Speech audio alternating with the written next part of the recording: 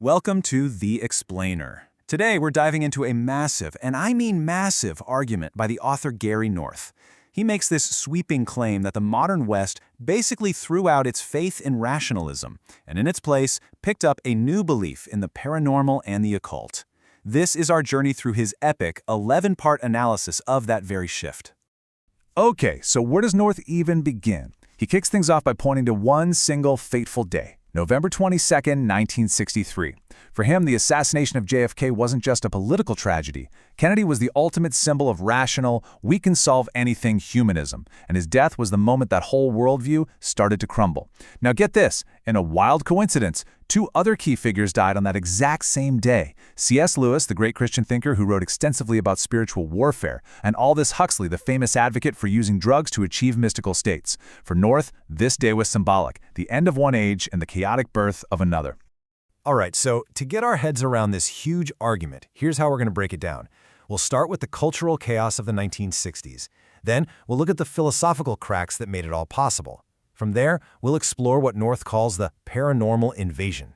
Check out the real-world consequences, and finally, land on what he sees as the ultimate choice the West has to make. So let's start with the 1960s. Now, North doesn't see this as just a time of peace, love, and music. For him, it was something much more violent. It was the chaotic, screeching end of an entire way of thinking that had dominated for centuries. This quote really gets to the heart of it. You see, Kennedy was the poster boy for this peak rational optimism, the idea that humanity, with its own brains and willpower, could conquer anything, even space. His sudden, brutal death just shattered that illusion. In North's view, it was the fatal blow to that whole worldview. And what followed was just this cultural firestorm.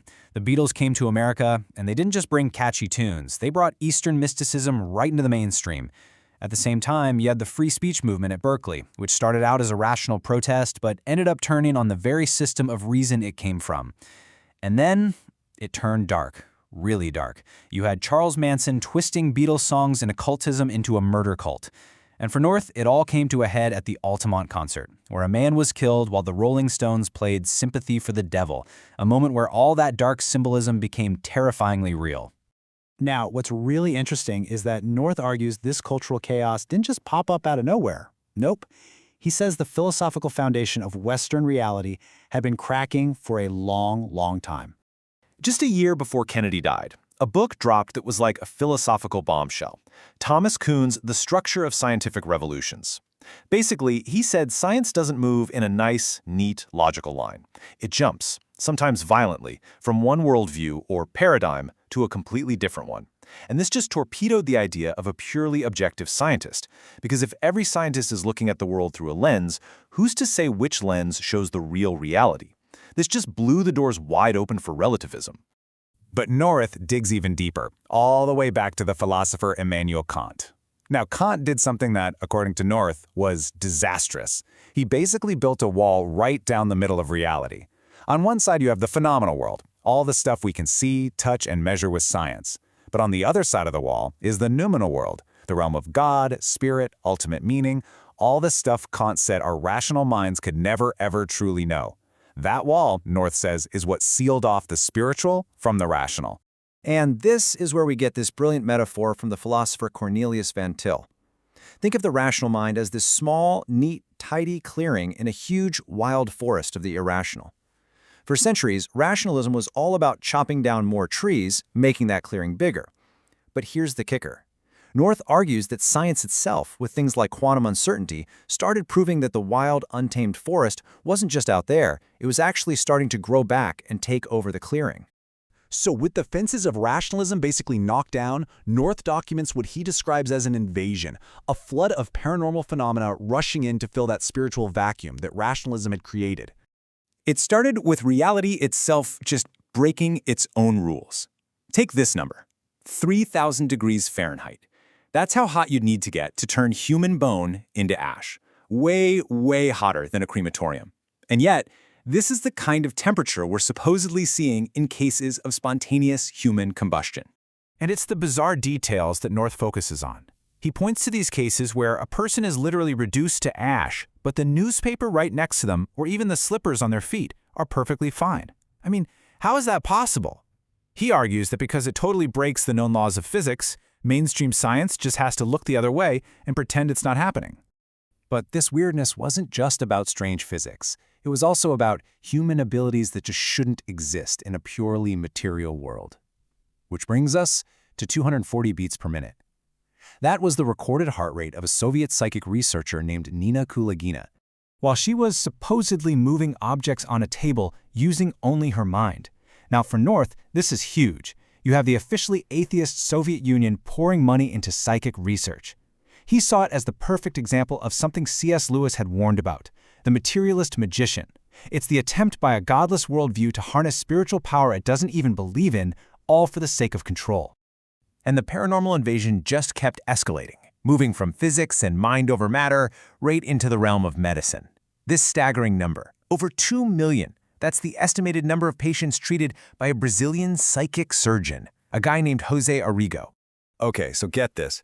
Arrigo claimed he was being guided by the spirit of a dead German doctor, and he would perform these incredibly invasive surgeries using like a rusty, unsterilized kitchen knife, no anesthesia, and yet thousands of witnesses said patients felt no pain and experienced these miraculous recoveries.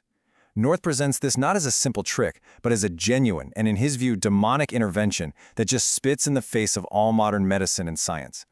Okay, so what happens when these kinds of ideas go from the fringe to the mainstream? What's the real-world impact? Well, North argues they literally build a completely new reality.